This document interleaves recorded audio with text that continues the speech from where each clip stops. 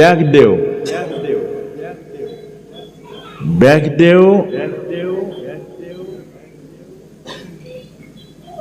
এদিন সমাধি এইখিনি কথা জানিব লাগে। আমাৰ যিখিনি চিন্তাশীল সমাজ, এই কথাবোৰ বৰ দৰকাৰী। এইবোৰ নাজানিলে আমি মূল বস্তুটো বুজি নাপাওঁ, ভ্ৰমটো বেছি হয়। এতিয়া এই যে ব্যাগদেৱে এইবোৰ ক'ৰ পৰা পাইছে?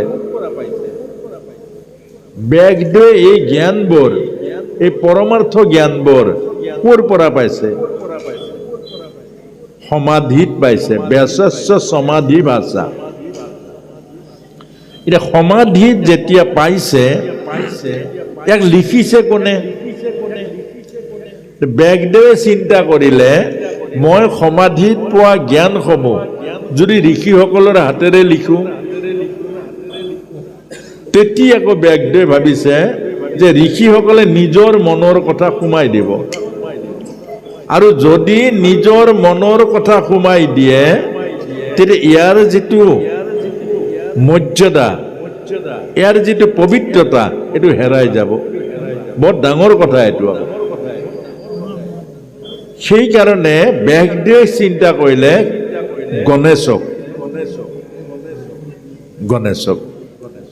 গণেশক চিন্তা কৰি যেতিয়া গণেশ উপস্থিত হ'ল, পাৰ্বতী আৰু শিৱৰ প্ৰিয় পুত্ৰ গণেশ বোলে, মোক কিয় তুমি স্মৰণ কৰিলা? বোলে কথা এটা, তুমি মোক কাম এটা কৰি দিব লাগে। বোলে কি কাম? মই সমাধিত পোৱা জ্ঞানসমূহ লিপিবদ্ধ কৰি দিব লাগে। তোমাৰ কামটো মই কৰি দিব পাৰিম, কিন্তু এটা কথা আছে, এটা চৰ্ত কিন্তু তুমি মোৰ মানি ল'ব লাগিব।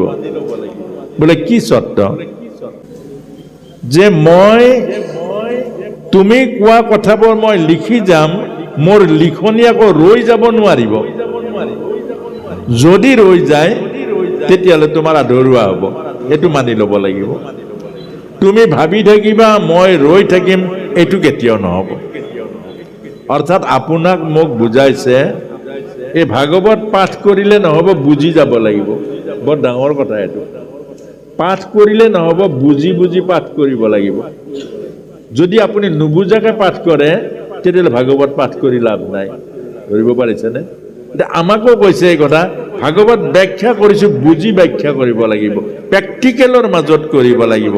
বক্তা যদি প্ৰেক্টিকেল নাই, বক্তাই যদি কথাবোৰ কৈ যায় নিজে পালন নকৰে, সেই বক্তাৰ কথাত কোনো মানুহ পৰিৱৰ্তন নহয়। এই কথাটোকে বুজাইছে। তেতিয়া ব্যাগদেৱে ক'লে, বাৰু ঠিক আছে, তুমিও এটা চৰ্ত মোৰ কিন্তু মানি ল'ব লাগিব। বোলে কি? নুবুজাকে লিখিব নোৱাৰিবা। বৰ ডাঙৰ কথা আকৌ প্ৰভু। এতিয়া আমাৰ পাঠকসকলেও পাঠ কৰে, নুবুজি পাঠ কৰে। সেইকাৰণে প্ৰায় পাঠকসকলে তাৰ বিপৰীত কামবোৰ কৰোঁ আমি। ব্যাখ্যাকৰ্তাসকলেও একে নুবুজি ব্যাখ্যা কৰে, যাৰ কাৰণে বাস্তৱ জীৱনটো উল্টা। কোৱা জীৱনটো বেলেগ, আনক উপদেশ দিয়া জীৱনটো বেলেগ, কিন্তু ব্যক্তিগত জীৱনটো বেলেগ। আৰু আমাক শাস্ত্ৰই কৈছে, সন্তসকলে কৈছে, বাস্তৱ জীৱনত পালন নকৰা জনৰ পৰা উপদেশ আৰু জ্ঞান ল'ব নাপায়। বৰ ডাঙৰ কথা আকৌ। যিয়ে বাস্তৱ জীৱনত ভকতি আচৰণ নকৰে, তেওঁৰ পৰা ভকতি শিক্ষা ল'ব নাপায়। এইটো শুনিবলৈ আকৌ ভালো নালাগিব, নহয় প্ৰভু? বৰ ডাঙৰ কথা আকৌ এইটো। কিন্তু আপুনি কেলে পাঠটো কৰোঁতে যেতিয়া বুজি বুজি পাঠ কৰিব, এবাৰ চাওকচোন আপোনাৰ জ্ঞানটো কিমান হ'ব, আপোনাৰ অনুভৱটো কিমান হ'ব, আপোনাৰ হৃদয়ংগম কিমান হ'ব, নহয়নে? আচ্ছা, পাঠটো যেতিয়া আপুনি বুজি বুজি ক'ব, পাঠৰ মাজৰ অৰ্থ যেতিয়া বুজিব, তেতিয়া আপোনাৰ হৃদয় গদগদ হৈ যাব, আপোনাৰ ভকতি প্ৰেম আহিব। যে আজি যে পাঠ কৰিছে, যে কুন্তি মাতাৰ চৰিত্ৰটো, সেইটো আমাৰ শোকে খুন্দা মাৰি ধৰিব। দ্ৰৌপদী মাৰ চৰিত্ৰটো হৃদয় গদগদ হৈ যাব। গোপী উদ্ধৱৰ প্ৰেমৰ যিটো চৰিত্ৰ, এইবোৰ এই কথাটোৱে আমাক কৈছে যে হৃদয়ৰ সংযোগ নোহোৱা কথাই ক্ৰিয়া নকৰে। শেষত গৈ চুক্তি স্বাক্ষৰিত হ'ল আৰু আমাক এই কথাটোকে বুজাইছে যে ভাগৱতৰ লগত অইন শাস্ত্ৰ মিলাব নোৱাৰে। কেলে? ভাগৱত হ'ল নিগম, পুৰাণবোৰ হ'ল আগম। এতিয়া আমাৰ আগম আৰু নিগম মিলাব পাৰিব জানো প্ৰভু? আত্মা আৰু দেহ কাহানি বা মিলিব জানো? দিন আৰু ৰাতি মিলিব জানো? আজি যে আমাৰ সমাজত ভাগৱতৰ বিপৰীত ছবিখন দেখুৱাইছে, আজি দেখিছো আমি। কেলে দেখিছো? এই আগমে নিগমে চব মিক্স হৈ গৈছেগে। ধৰিব পাৰিছেনে? সেইকাৰণে তাৰ ফলটো নাপাওঁ আমি। এতিয়া আমাৰ ভাগৱত গীতা এইটো হ'ল সম্পূৰ্ণ ঈশ্বৰীয়। কোটি কোটি যুগ আহিলেও গীতা ভাগৱতৰ অনিষ্ট নহয়। বাকীবোৰ হেৰাই যাব কালৰ বুকুত, বাকীবোৰ পুৰণি হৈ যাব। আপুনি কিতাপ এখন চাব, এখন পঢ়ক, পঢ়াৰ পাছতে কোনোবাই ক'লে এইখন মই পঢ়িলোঁ, কিন্তু গীতা কোনোবাই ক'বনে এইখন পঢ়িলোঁ? কোনোবাই ভাগৱত ক'বনে এইখন পঢ়িলোঁ বুলি? কেলে? এই নিগম শাস্ত্ৰ, অমৰ শাস্ত্ৰ, কৃষ্ণময় শাস্ত্ৰ, ভগৱতী শাস্ত্ৰ। সেইকাৰণে এই কথাটোকে বুজাইছে। এতিয়া সেই ব্যাসদেৱে সমস্ত বেদৰ বিভাগ নিজে কৰিলে, আৰু কৰোঁতে তেওঁৰ বুকুৰ মাজত শান্তিটো নাই। শান্তি কেলে নাই? শান্তি কেলে নাই? অশান্ত মন। আচ্ছা, আপোনাৰ মোৰ শান্তি আছে জানো প্ৰভু? আজিৰ মানুহবিলাক চাবচোন। আচ্ছা, যিমানে পাইছে মনবোৰ, মুখবোৰ কেলে কোলা পৰি থাকে? আপোনাক আইনাত চাবচোন।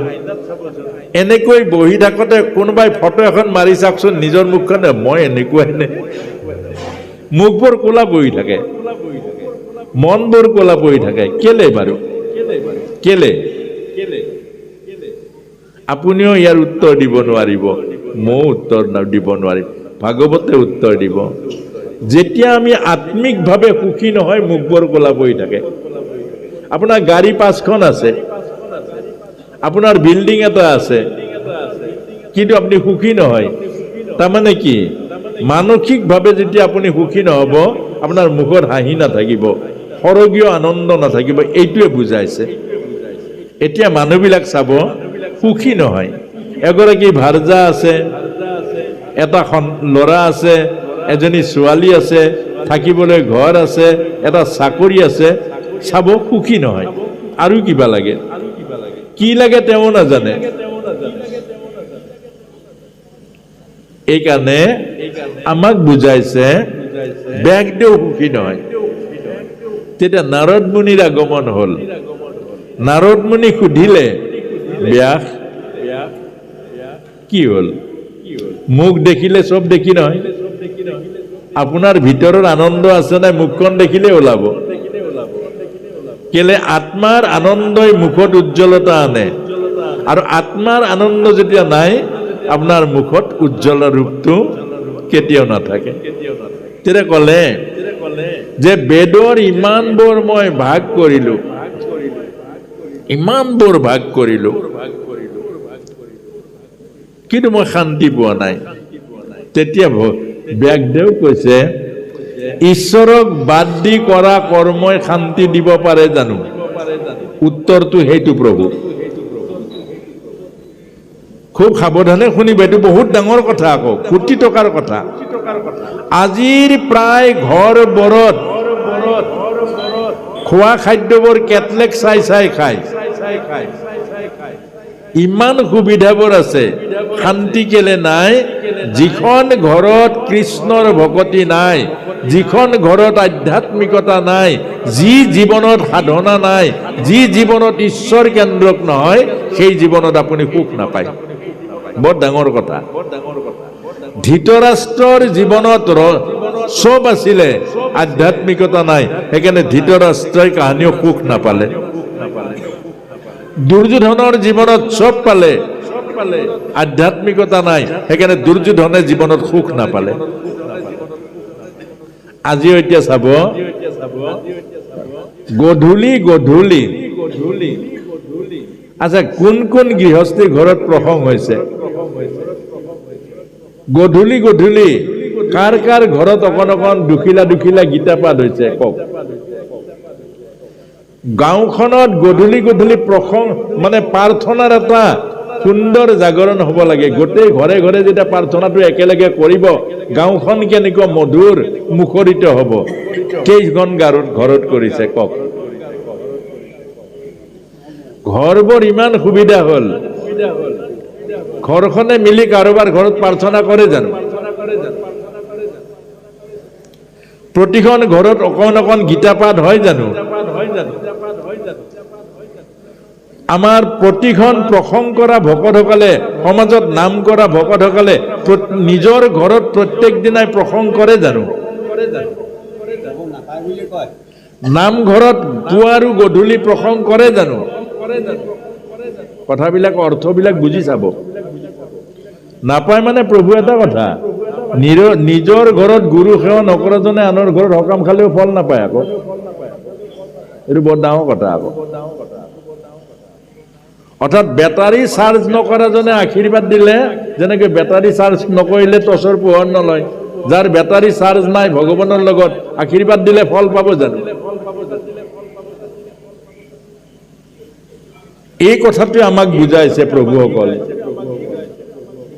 যে আজি আমি ঈশ্বৰ বিমুখ হৈছো গধূলি চাকিটো জ্বলাবলৈ কোনোবা এজনী কৈ দিয়ে ছোৱালীজনী তই চাকিটো জ্বলাই সেইটো যেন কামে নহয় গধূলি গধূলি অন্তত 10 মিনিট বা 15 মিনিট বা 20 মিনিট সময় গুৰু ঘৰত সোমাব লাগে নাই পঢ়ব লোকেল নালাগে কওক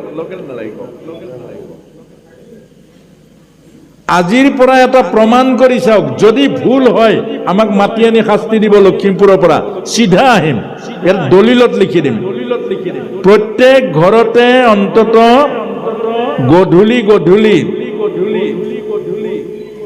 10 মিনিট মান 20 মিনিট মানৰ কাৰণে এখিলা এখিলা গীতাৰ পাঠ পঢ়ক প্ৰত্যেক ঘৰতে চাওঁচোন আপোনাৰ ঘৰত কেনেকুৱা অমংগল হয় যে এইখন গাঁৱত বছৰে বছৰে এনেকৈ ভাগৱতৰ অনুষ্ঠান কৰে এইখন গাঁও আদৰ্শ গাঁও হওক প্ৰত্যেক ঘৰতে আজিৰ পৰা আপোনালোকে প্ৰাৰ্থনা কৰক আৰু ঘৰৰ মানুহ যিজন মূল মানুহ প্ৰত্যেক দিনাই নিজৰ ঘৰত গুৰু ঘৰত সোমাওক এখিলা বা দুখিলা প্ৰত্যেক দিনাই গীতা পঢ়ক আপোনাৰ ঘৰত সব দেৱ দেৱীৰ বাস হৈ যাব অশান্তি যিমান আছে সব পাৰ হৈ যাব কোনো দোল তাবিজৰ কথা নাই অন্তত ল'ৰা ছোৱালীও দেখিব মোৰ দেউতাই প্ৰত্যেক দিনাই গীতা পঢ়ে শ্ৰদ্ধা কৰিব ভক্তি কৰিব আৰু আনক কৈ আনন্দ পাব যে মোৰ দেউতাই গধূলি গধূলি আমাৰ ঘৰত গীতা পঢ়ে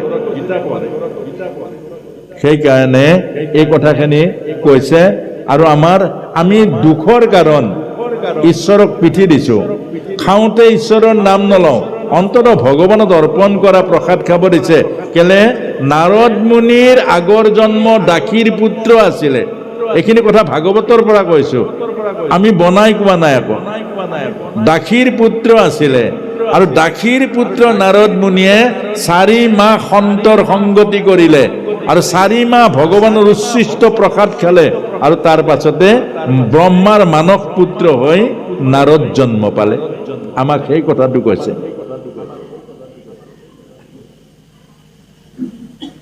আৰু সেইকাৰণে এতিয়া ব্ৰহ্মাৰ দুখৰ কাৰণ হ'ল আমাৰ দুখৰ কাৰণ আমি ঈশ্বৰক পিঠি দিছো আপোনালোকে চাব খাওঁতে ঈশ্বৰৰ নাম নলওঁ দে ভাত দে আচ্ছা 80 বছৰীয়া দেউতা ঘৰত বিচনাত আছে আপুনি প্ৰথম দেউতাই খালেন নাই সুধিব লাগে নে আপুনি খাব লাগে এটা শব্দ আজি শুনা নাযায় যে মা দেউতাই খালেন নাখালে এইটো সুধিব লাগে নালাগে সুধে জানো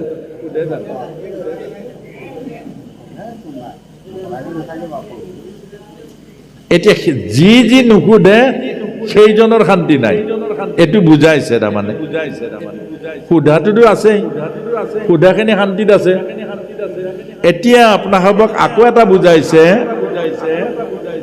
যে আপোনাৰ ৰুমত খুব সাৱধানে শুনিব কথাখিনি, বাহিৰলৈ নিনিব। বাহিৰলৈ নিলে কথাটো খেলি মেলি হ'ব, আৰু ভুল যদি হয় আপোনালোকে আমাক প্ৰশ্নটো কৰিব, কাৰণ কেলে ভাগৱত হ'ল প্ৰেক্টিকেল। এতিয়া এটা কথা চাব, ঘৰত 70 বছৰীয়া দেউতা আছে, আপুনি বাৰু ৰাতি ভাত মুঠি খাই দেউতা ৰুমলৈ যাব লাগে নালাগে? নিজকে সুধি চাওক। আপোনাৰ ৰুমত পত্নী আছে, আপোনাৰ ওপৰত পুত্ৰ আছে, আপুনি তেওঁলোকৰ লগত থাকে। আচ্ছা, দেউতাটো মাও নাই, অকলে আছে, হয় নহয়? এতিয়া আপুনি দেউতাৰ ৰুমত যাব লাগে না? দিনটো আপুনি ক'ৰবাত গৈছে, চাকৰি কৰিছে, ব্যৱসায় কৰিছে, দেউতাৰ কিজানি গাটো বেয়া লাগিছে, দেউতাৰ কিজানি ক'ৰবাত বিষাইছে, দেউতাৰ কিজানি মনটো বেয়া লাগিছে, আপুনি দেউতাৰ ওচৰত প্ৰথম যাব লাগিব, গধূলি ভৰি হাত পিটিকি দিব লাগিব, লাগিব নালাগিব প্ৰভু?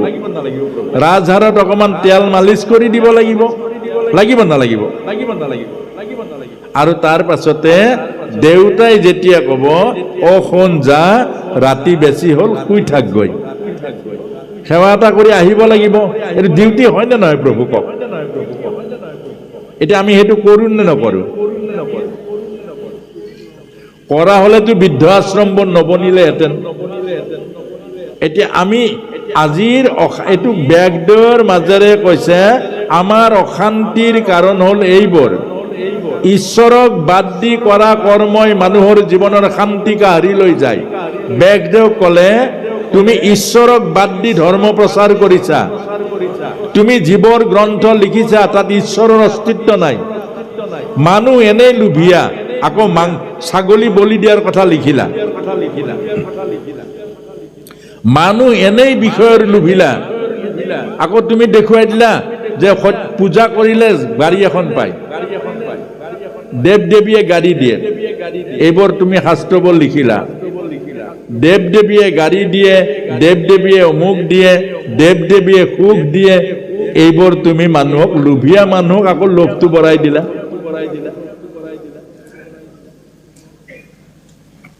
তুমি ভাল কৰিলা নে বেয়া কৰিলা? এতিয়া আকৌ প্ৰশ্ন কৰিছে। আপোনাৰ ওচৰলৈ আহিছে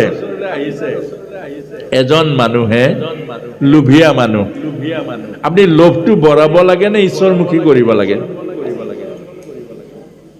এতিয়া প্ৰশ্নটো হ'ল, এখন ঘৰত অশান্তিত আহিছে, শাহু বোৱাৰীকৰ কাজিয়া, আপোনাৰ ঘৰত বোৱাৰীয়ে আহিছে, আপোনাৰ যে মোক তাবিজ এটা দিব লাগে এই শাহুজনীক কিবা বশীভূত কৰিবৰ কাৰণে। আপুনি তাবিজ দিলে ভাল হ'ব জানো প্ৰভু? ভাল হ'ব জানো? আপুনি মই সিহঁতৰ ঘৰত ঈশ্বৰীয় সাধন, বোৱাৰীজনীক ক'ব লাগিব, সেইজনী তোমাৰ মা, সেইজনী তোমাৰ মা, তোমাৰ স্বামীজনক সেইজনী মাকে দিছে, তুমি সেৱা কৰাটো তোমাৰ নৈতিক ধৰ্ম, তুমি সেৱা কৰা, তুমি ভক্তি কৰা, তুমি মা ৰূপে ভাবা, এইটোহে সঠিক হ'ব, হয় নহয় বাৰু? এতিয়া আমাক এই কথাটো বুজাইছে যে মানুহক অন্তৰ্মুখী কৰা, ঈশ্বৰমুখী কৰা, ঈশ্বৰত শান্তি আছে, ঈশ্বৰে সুখ দিব। তুমি যিবোৰ গ্ৰন্থ লিখিলা সেইবোৰত ঈশ্বৰমুখী নহয়, আৰু সেইকাৰণে মানুহৰ বুকুৰ মাজৰ শান্তি নাই, তোমাৰ বুকুৰ মাজতো সেইকাৰণে শান্তি নাই। তেতিয়া ক'লে, এতিয়া মই কি কৰিম? তেতিয়া ক'লে যে তুমি ভিতৰলৈ চোৱা। এটি বৰ তাৎপৰ্যপূৰ্ণ কথা, তুমি ভিতৰলৈ চোৱা। হেন শুনি ঋষি পাছে কৰিল ধ্যান, হৃদয়ত কৃষ্ণক দেখিলে বিদ্যমান। অৰ্থাৎ আপোনাক মোক বুজাইছে, আপুনি মই যে বাহিৰত ঈশ্বৰ বিচাৰি ফুৰিছো, বাহিৰত ক'তো নাই, ঈশ্বৰ আছে ভিতৰত। ভিতৰত থকা ঈশ্বৰক চাওক, ভিতৰত থকা ঈশ্বৰক পূজা কৰক, ভিতৰত থকা ঈশ্বৰকে ভক্তি কৰক। ভিতৰত থকা ঈশ্বৰক মাৰি, ভিতৰত থকা ঈশ্বৰক কষ্ট দি বাহিৰত কেতিয়াও ঈশ্বৰ নাপায়। আমি বৰ তেনেকুৱা বাহিৰত থকা ঈশ্বৰক পৰি পৰি সেৱা কৰো ভিতৰত থকা ঈশ্বৰক কি কৰি আছো কক প্ৰভু ভগৱানৰ আসনত দিয়া তামোলখনত চূণ চাধা দিছো জানো আপোনাৰ ভিতৰত ঈশ্বৰ আছে নাই চৈতন্য ঈশ্বৰ আমাৰ ভিতৰত আছে নাই বাৰু আমাৰ ভিতৰত চৈতন্য ঈশ্বৰ আছে নাই চূণ চাধা ধপাত দিছো নাই এইটো ভাল কাম হৈছে জানো চৈতন্য ঈশ্বৰক মাৰিছো আকৌ আসনত থকা ঈশ্বৰক পূজা কৰিছো নিজে মৰি ভগৱান পূজা কৰিলে লাভ হ'ব জানো প্ৰভু কথাখিনি বুজিবলৈ টান অলপ কাৰণ দৰ্শন আমি আমাৰ ভিতৰত থকা ঈশ্বৰক অত্যাচাৰ কৰিছো বেয়া চিন্তা কৰিছো বেয়া বস্তু খাইছো বেয়া বেয়া মাত মাতিছো বেয়া বেয়া মিছা মিছা কথাবোৰ কৈছো আচ্ছা এইবোৰ কৰিলে আত্মাই দুখ পায় নে নাপায় আত্মাই কষ্ট পাব নে নাপাব এইটোৱে ব্যাসদেৱক এতিয়া ব্যাসদেৱক বুজাওঁতে ব্যাসদেৱে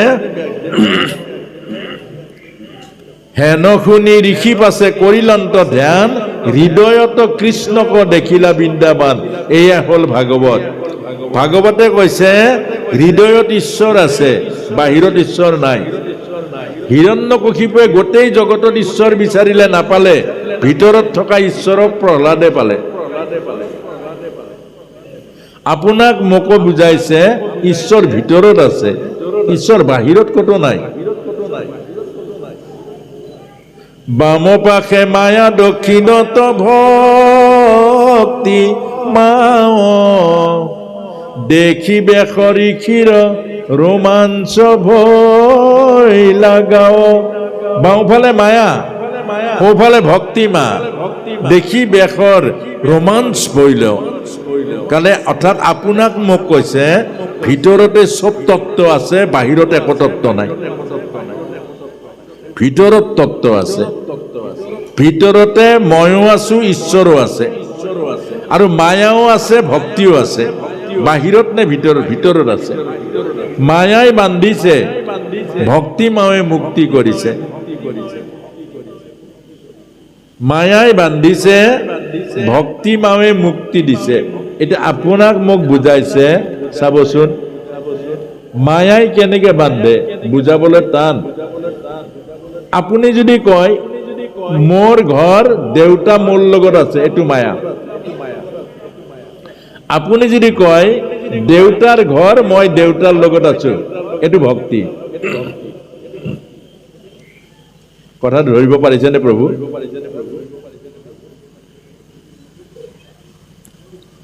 ভক্তিটো একেবাৰে সহজ টেঙৰ কথা নহব মোৰ ঘৰ মোৰ লগত দেউতাক মই পুহিছো এইটো হ'ল মায়া এইটো আপুনি মই বান খাব লাগিব আৰু এইটো হ'ল ভক্তি মই দেউতাৰ লগত আছো দেউতাৰ ঘৰ দেউতাৰ গাড়ী দেউতাৰ মাটি ময়ো দেউতাৰ এইটো ভক্তি অৰ্থাৎ মই ভগৱানৰ আশ্ৰয়ত আছো ভগৱান মোৰ পিতা মাতা আৰু মই ভগৱানৰ চৰণৰ আশ্ৰয়ত আছো আৰু তেওঁৰ মই প্ৰসাদ খাইছো এইটো হ'ল ভক্তি মই ভগৱানক পুজিছো মই ভগৱানক শৰাই দিছো মই ভগৱানৰ নাম ঘৰ বনাই দিছো এইটো মায়া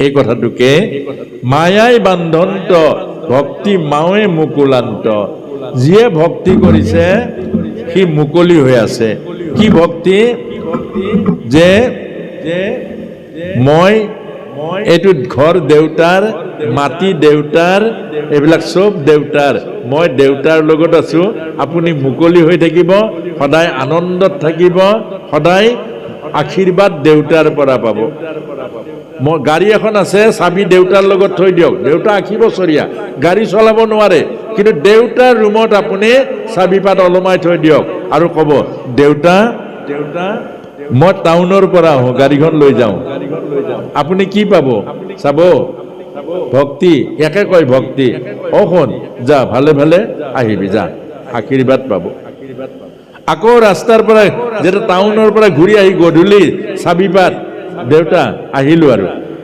শুন বাৰু ভাল হ'ল দেই আশীৰ্বাদ পাব পঞ্চ পাণ্ডৱে আশীৰ্বাদৰ দ্বাৰা মহাভাৰত জিনিলে দুৰ্যোধনে আশীৰ্বাদ বাপেক আৰু মাকৰ পৰা নাপালে সেইকাৰণে মৃত্যু হৈ গ'ল আজিৰ আমাৰ সমাজতো মনত ৰাখিব ল'ৰা ছোৱালীক মৰম কৰে টকা পইচা দিয়ে কিন্তু পিতৃ মাতৃ আশীৰ্বাদ দিবলৈ নো চান্স নাপায় সি সেৱা কৰিলে আশীৰ্বাদ দিব সি কাহানি বা সেৱা কৰিছে জানো কওক এতিয়া শতকৰা কেইজন মাক বাপেকক সেৱা কৰিছে পুত্ৰ কন্যাই কবালে যাওঁতে সেৱা কৰি যায় জানো আশীৰ্বাদটো ক'ৰ পৰা দিব আপুনি কথাখিনি বুজাবলৈ টান কিন্তু বুজিলে বহুত জীৱনৰ কল্যাণ হ'ব কৰবালৈ যাওঁতে আশীৰ্বাদ দি যায় জানো মাকক সেৱা কৰি যায় জানো কৰবাত কৈ যায় জানো এতিয়া আপোনালোকে চাব অভিশাপটো কিন্তু লৈ লয় মাকৰ পৰাও অভিশাপ লয় আজিকালি ল'ৰা ছোৱালী বিলাকে কেনেকে লয় অভিশাপ কৈ দিছো কৰবাত যাবলৈ ওলাল মাকক নকয় মটৰচাইকেল ষ্টাৰ্ট দিলে এক্সেলেটাৰ ঘৰতে পুৰা দবালে ভং ওলাই গুচি গ'ল মাকক নকলে মাকে ঘূৰি চাই দেখিলে এক্সেলেটাৰ যিটো দবাইছে পকাইছে কলিজাটো কঁপি গৈছেগে আৰু মাকৰ মুখেৰে ওলাই গ'ল আজিকালি ইমান এক্সিডেণ্টবোৰ হৈছে ই ঘৰতে ইমান জোৰত ওলাই গৈছে ক'ত বা এক্সিডেণ্ট হৈ যায় ওলাব নলাব এইটোৱে হ'ল অভিশাপ মাকৰ মুখৰ বাক্যটো হ'ল বেদৰ বাণী সেইকাৰণে মাকে যেতিয়া যুধিষ্ঠিৰ অৰ্জুনক যেতিয়া কওঁতে কৈছিলে ভগাই ল দ্ৰৌপদীক 5জন স্বামী ভগাই লৈছে মাকৰ বাণী আৰু সেইজনী মাকে ল'ৰাটো ওলাই যাওঁতে আশীৰ্বাদ দিব লাগিছিলে সি যদি কৈ গ'লহেঁতেন আশীৰ্বাদ পালেহেঁতেন মা মই অমুকৰ পৰা আহোঁ অখন যা ভালে ভালে আহিবি দে বোপাই ক'লেহেঁতেন না নাই কিন্তু সি কৈ গ'ল জানো নিয়ম মতে সেৱা কৰি যাব লাগিছিলে সেৱাটো দূৰৰ কথা সি কৈ নগ'ল আৰু মাকৰ সন্মুখতে এক্সেলেটাৰ পকাই দিলে মাকে ক'লে ক'ত বা এক্সিডেণ্ট হৈ যায় এটা প্ৰথম অভিশাপ পালে দ্বিতীয়তে ৰাস্তাৰে গৈ আছে এই 80 বছৰীয়া দেউতা এজন ৰাস্তাৰে গৈ আছে ককা এক্সেলেটাৰটো কমাব লাগে গাঁৱৰ ককা এজন গৈ আছে সন্মান জনাব লাগে অ ককা কোনফালে যায় ক'ব লাগে আশীৰ্বাদ দিব নিদিব